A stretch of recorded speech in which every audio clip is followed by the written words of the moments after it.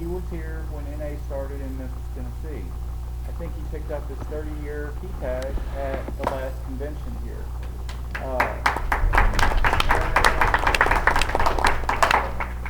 And Joseph has some things he's going to talk about, and at the end we're going to have some question and answer sessions, so hold your questions till then if you don't mind. We are recording this, so during the question and answer period, please come up here and speak to the laptop.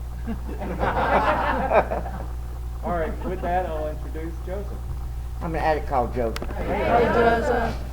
I'm honored to be asked to come and participate in anything. Before recovery began in Memphis, I was around, and being clean was just not shooting dope. You could take anything, drink anything, but the institutions that were in Memphis considered yourself clean as long as you weren't using a needle.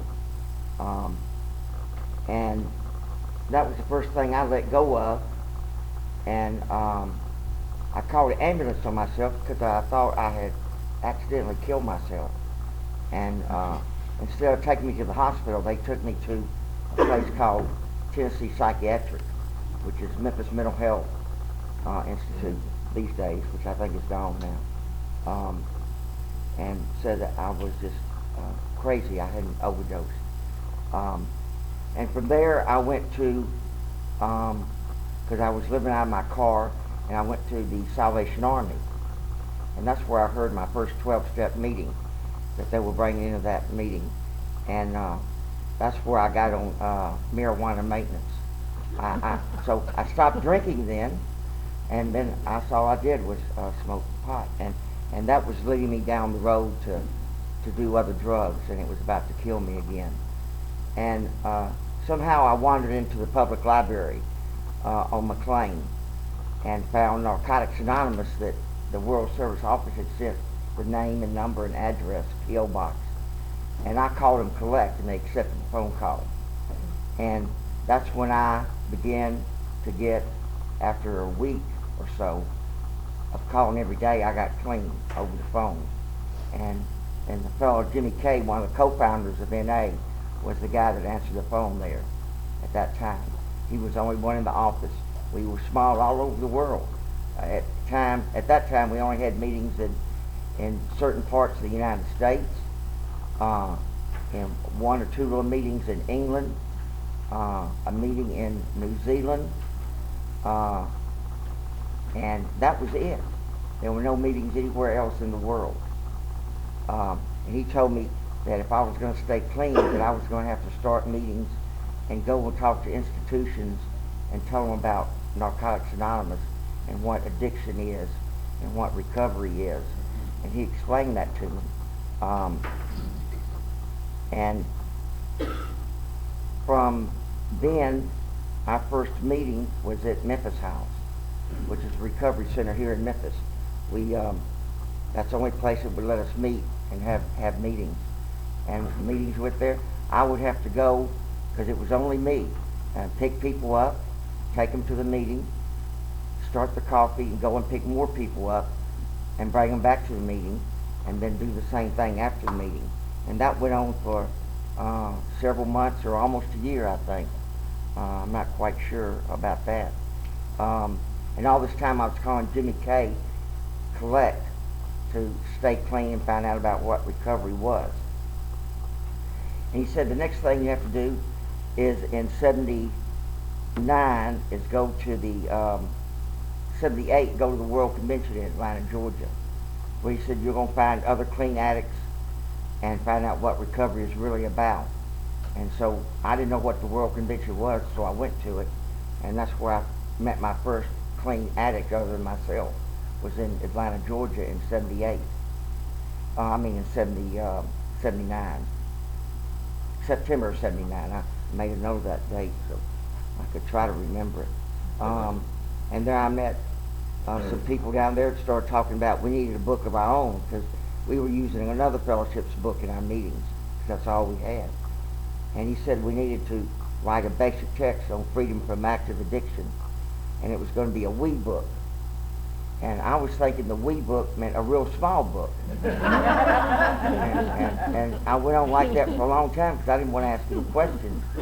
I didn't want them to think I was stupid and know what being clean was and what NA was. But it was we, you and I and everybody else, not a small book. And so I got over that one. And they would ask me how long I'd been around. I'd say, well, I've been around a while. Because I was real embarrassed and real intimidated. And I spent half my time up in the room walking in circles, smoking cigarettes and freaking out. Because these people would come up and want to grab you and hug. And the only thing hugs meant to me is sex. So I thought everybody was looking for sex. So I was really freaking out. And he told me about this literature committee of Narcotics Anonymous and writing this basic text on recovery. And I like to read this out of the Gray Book, which was printed in Memphis, Tennessee, out of a workshop we did here in 1981. And remember, that's only after June of '79 when I got clean. I went and volunteered in Memphis for everything, like we had a big fellowship. I would go and say, yes, we can do this and we can do that.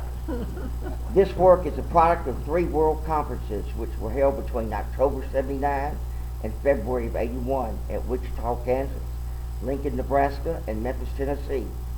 In excess of 45,000 man-hours were expended at Memphis by more than 70 recovering addicts from 13 states to produce the final work. In addition, the Memphis conference kept 9 typewriters, with computers, 2 photocopiers, 3 cassette recorders, 2 telephones, and a dictaphone, if anybody knows what that is, in almost continuous use, and used over 20,000 sheets of paper. So that's all we had to work with then. And out of that Third World Literature Conference, and this book came out of, and it was sent out all around the world. But we only had about 1,000 addresses in the United States and around the world. Individual addicts had written into the office and this and that. They weren't even groups, they were just individuals.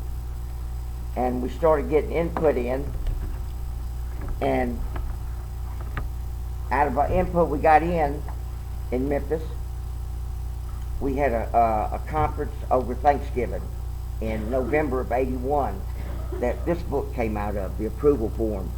And we picked Thanksgiving to do that so more addicts come and participate and have time off and could come and work on the book. We had it at Memphis State.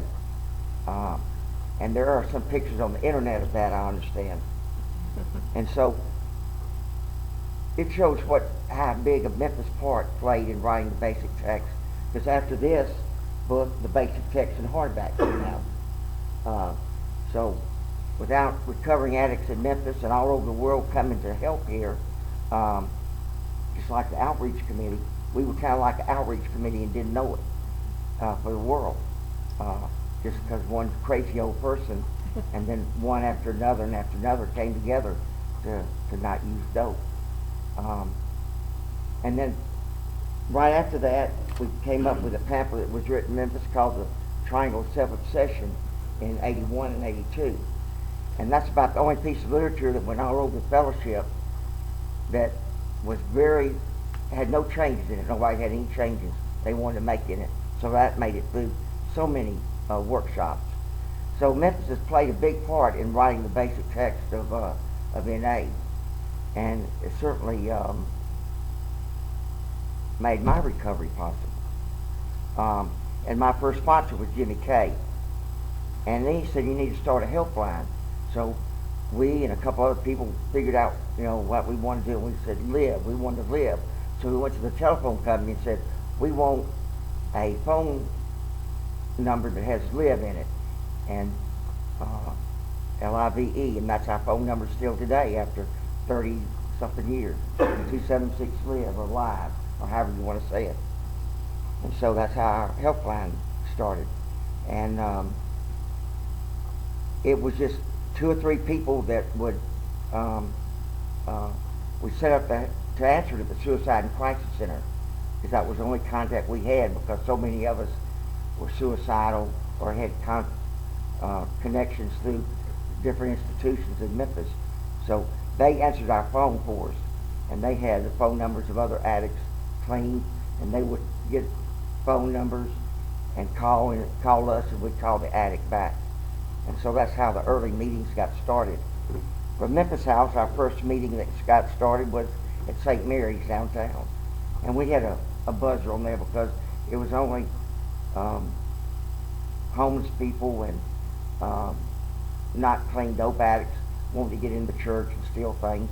So we had to have a buzzer to get in, and that's where we had our first meeting outside. And then we went on and had meetings at Memphis Mental Health Institute, and then from there things started to grow.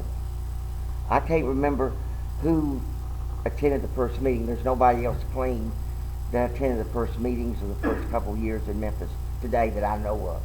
They may be somewhere else, but I don't know of them in Memphis. There's Jean and Butch and Chris and Lucy in the first 5 years started coming around, I think, that are in the room today. First 5 or 6 or 7 years that are still around, that are the only ones. But from 1 to 5 years, I don't know of anybody. Or 4 years, there's some people that are around that have, they're not here today, that are in Memphis. Terry B. and who else? Debbie B. and a couple people like that, not very many. So it was a struggle, and it really warms my heart today to see even how many meetings that we are in Memphis and how many people you see at some meetings. I isolated for many years, about the last 10 or 12 years, and became so depressed and despondent that all I did is stayed at home, went to the grocery store, went back home, stared at the TV, and talked to nobody, would not answer the phone if it would even ring, and didn't even have cable. I only had 3 TV channels. So can you imagine just staring at those 3 channels for 10 or 12 years? And that was it. Loving my dogs, talking to no one. It's amazing that I stayed clean until people like Lucy and Jean L. And Chris started harassing me when the 30th anniversary was coming up. You ought to come back and participate. And it was really a hard struggle to get out again, because treatment-resistant depression, when you don't take medication, is really emotional dilemma to try to survive your own emotions. And the last drug I really used before I got clean in June of '79 was antidepressant, and I realized that I couldn't successfully take anything on a daily basis to survive my emotions if I was going to live a productive, happy, arrest-free life. Because I had many arrests and many institutions. I think I had 15 driving under influence charges, but I had a good attorney, so every one of them was dismissed. I never spent more than a few hours in jail because I had a good attorney. And when my attorney finally said, "Proctor, no more, we're not going to do this," that helped me into trying to get clean, because without a good attorney, you were going to jail. And that's something I didn't want to do. And so when they finally started saying no to me, I didn't have my parents, they didn't say no to me, and I had no other people to say no to. So my attorney was the main one. That's how Memphis got involved in writing literature, and that's how we got our basic checks today. And golly, I don't know how many meetings we got. We're in almost every country all over the world. I see my old buddy Keith Norman back there.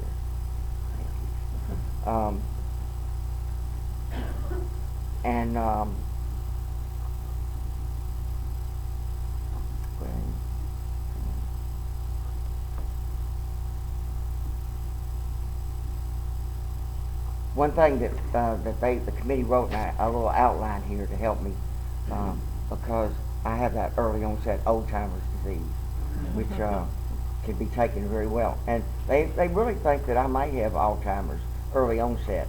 And that's something that really concerns me today, and keeping a good mental health attitude, and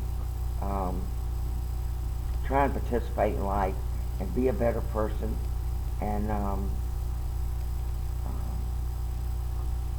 learn to love and to hug, and all the things this program has taught me. Principles for personality has always been a big thing for recovery. It's mostly been, in my past, principles for my own personality, to get out of my own way, to be able to like myself, to be able to love myself, to try to apply that to other people in an unconditional way. So that has been a foundation of my recovery, to try to put my principles that I've learned in this program before my own personality. I learned to cheat and manipulate at a very early age. I remember in the first grade, I put my little speller underneath the desk in front of me to cheat and not get caught. And I didn't get caught. So that was my first, I remember going back and doing inventories. I first learned to cheat, manipulate by that little first grade speller in the desk in front of me. And then I went on from there to cheating off of other people. And I cheated all the way through college.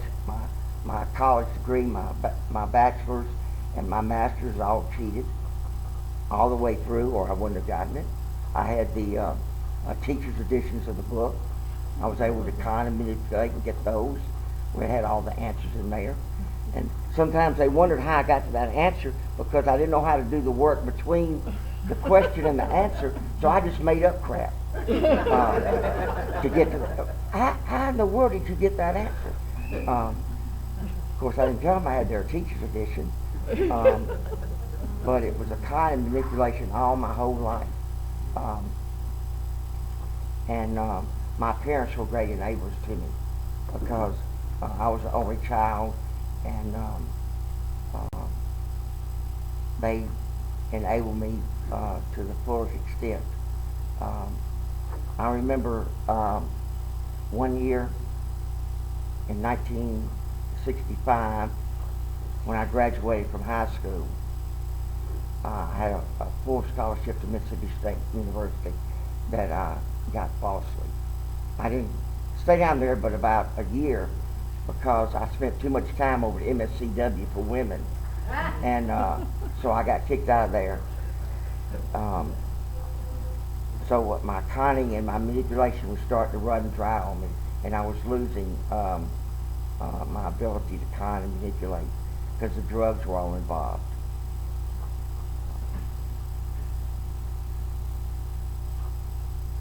That's a little bit about myself, and a little bit about recovery in Memphis, and how a big part that you can be proud of that Memphis Fellowship played in making Narcotics Anonymous what it is today.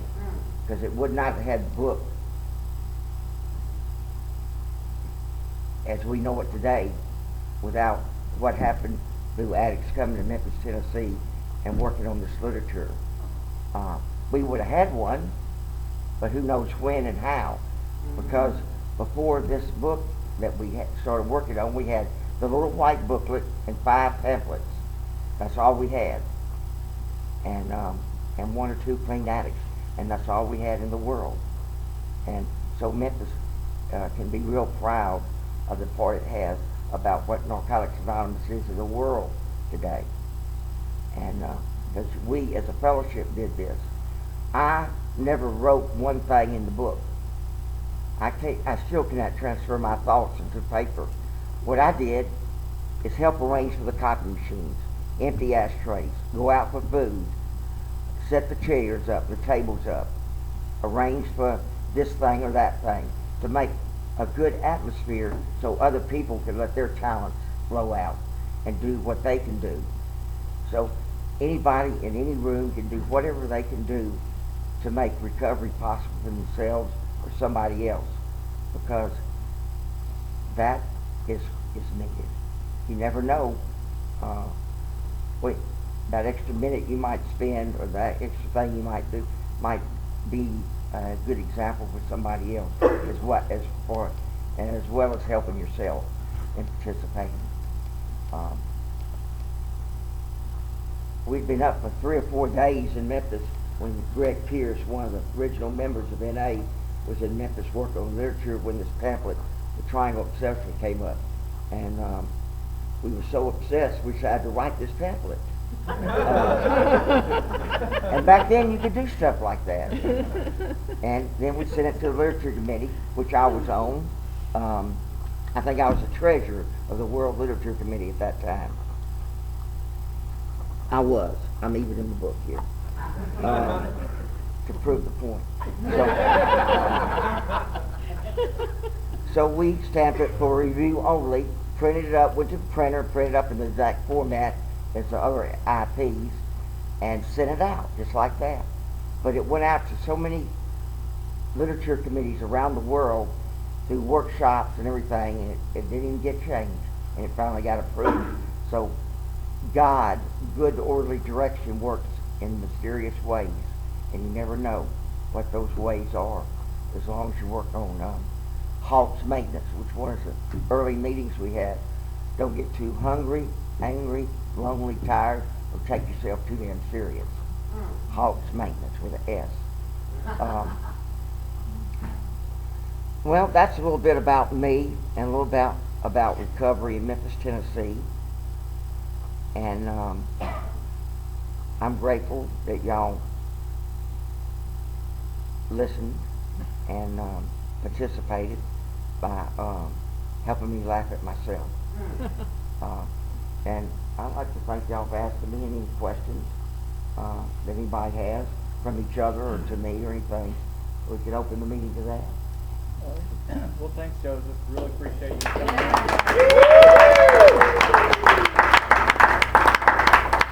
Well, my name's Glenn. I'm Medic. Hey, Glenn. I'll get the question started by asking, did Jimmy K ever come to Memphis? No, he was in such a, his health was in such a condition that he didn't go anywhere. He may, of all the time that I've been around, I think he was only able to get out one time outside of Sun Valley, California, where the first office was. Some other longtime members, Chuck Skinner, which was the original member, came to Memphis and participated, and Bo Sewell, who I met in Atlanta, Georgia, Bob Barrett, the first black member of NA to stay clean, came to Memphis to help, but the main co-founder never was able to. But he did participate over the phone. And in the book, there's a line in the front of the book, I think it's still there, it says, everything is in its right season or comes in its right season. There's a line on the first page of the book, it's in there somewhere, that he sent in to contribute. He initially thought we shouldn't work on the book because he thought it was his book to write, but he could never do it.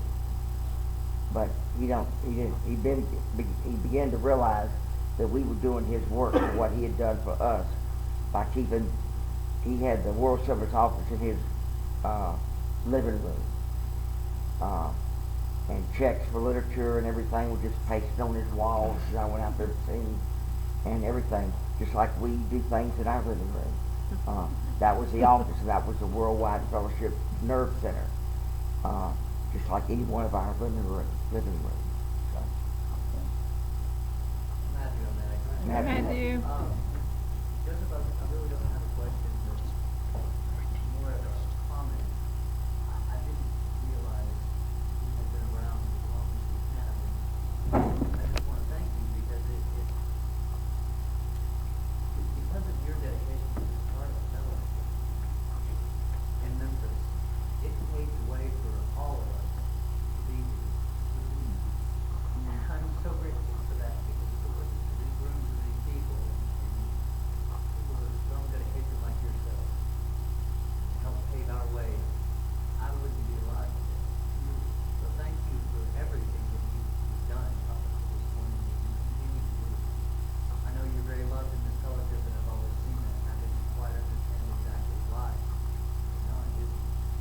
thank you. I'm only one of a few. You know, there are others just like me that put so much dedication. And I was lucky to find those people, those few people, that were just as crazy as I was. And maybe still am. So it was back to that we again. I had to be schizophrenic and have all these other thoughts in my mind. There were other people around. So thank you. My name's Glenn. I'm gonna just to restate what Matthew said, because we didn't have him at the microphone. He was expressing his gratitude to Joseph for starting the fellowship in Memphis, and without Joseph and his work in the beginning, he wouldn't be alive. So I'm gonna walk around with this. Thank you. Through the phone. Who has a question? My name's Butch, and I'm not. Hey, Butch. And I think this is true. Didn't the VRC stem from the literature workshop Thanksgiving, that Thanksgiving week? Yeah, our first region in Memphis was the Mid-South Regional Service Committee, and they were the ones that sponsored the November of '81 conference over Thanksgiving, and that's where the volunteer region came out of, and that's where the over Thanksgiving came out of, originally to write literature, and it turned in from a literature conference to a regional convention, and that's how that region got started exactly. Butch. I'm Steve, I'm at it. Hey, Steve. I guess I have a comment and a question. Kind of like what Matthew was talking about, it blows my mind that you get the wherewithal. I mean, you call them, collect, and got clean up your telephone. And that's something I cannot fathom doing. How you took it upon yourself to start it, you did what they told you, and that's what I've been hearing since I've come here. Do what is suggested to me. And that is proof positive. You saved a lot of lives. You saved a lot of lives for doing this in town. My question, I guess, is, I don't know anybody else with 30 years clean.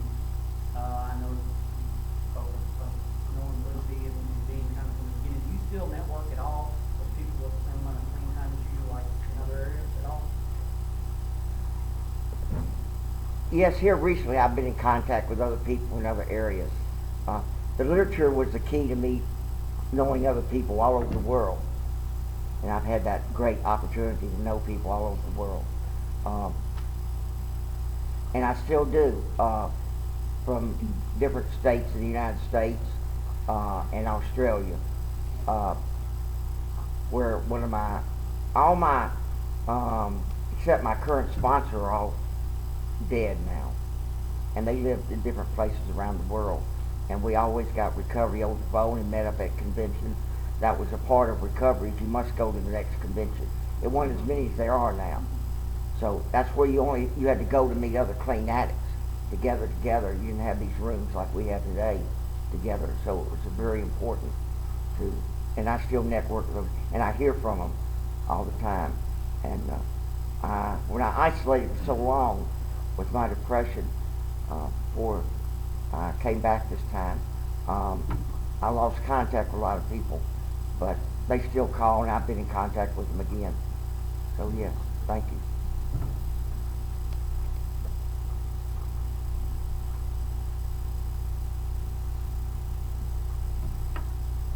My name's Glenn. I'm an addict. Hey, Glenn. I have a couple more questions. Did Memphis area, as it was starting and getting established, help any of the surrounding areas within 2 hours, or say, between Nashville and Memphis? How did Memphis outreach to them to help them get started?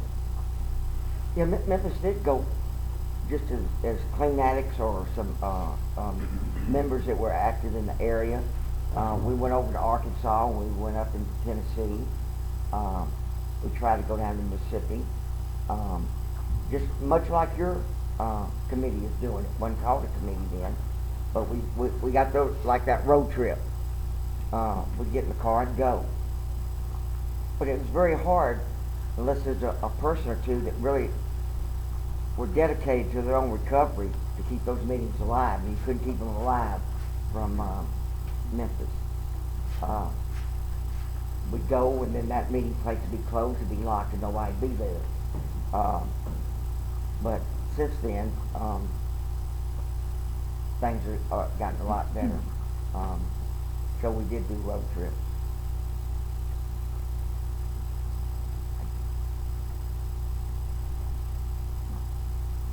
Thanks again for allowing me to share and be a part of it. It's helped me to come out of my myself, and sometimes I hear that the most important person in the room is a newcomer. I sometimes think the most important person in the room is myself, because if I can't take care of myself, I certainly can't help somebody else. So, thank you. All right, well, if there's no more questions, thanks, Moses, for sharing. And thank you all for attending. I look forward to the next few months in the outreach committee.